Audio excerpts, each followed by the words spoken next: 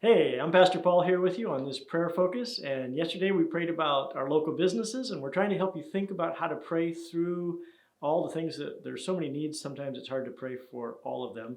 And so here today on Thursday, we are doing neighbors. And so I have a scripture for us from the kind of our devotional focus, and it's Romans chapter 12, verse 10. And it says, "Love one another with brotherly affection, outdo one another in showing honor."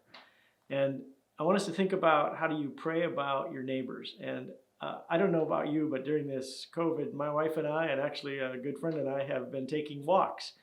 And I want to encourage you to take a walk around your neighborhood. And maybe you don't know everybody's name, but I'm sure you know something about everybody that lives on your street or in your area. And so I'd encourage you, first of all, just to pray for them as much as you know about them. Pray that God would open their hearts, that there would be responsiveness to God. Maybe you know that they're going through specific challenges with finances. Maybe there's a challenge with their kids and schooling, as many people are struggling through. And I was thinking of this verse also in 1 John, where it says, "If anyone has material possessions and sees a brother or sister in need but has no pity on them, how can the love of God be in that person?"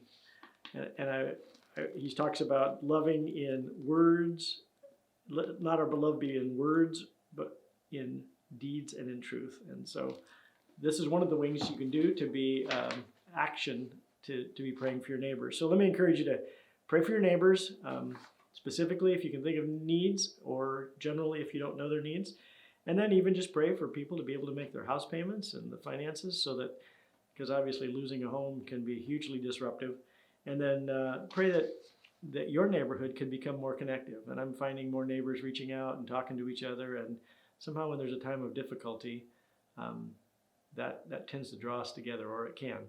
So pray for yourself, even in your own neighborhood, that you would be a catalyst. So those are the prayer focuses, and I want to encourage you just to take a few moments right now and just pray for those things. And then hopefully sometime today you can take a prayer walk to think specifically as you walk around and look at those houses, how God might be wanting to work in them. And my observation is that prayer works because it changes other people, but prayer also changes me. And maybe God will put something on your heart as you're praying for your neighbors that you can do to love them, to show love in action, not just in words. So that's our focus for today. Spend a few moments praying.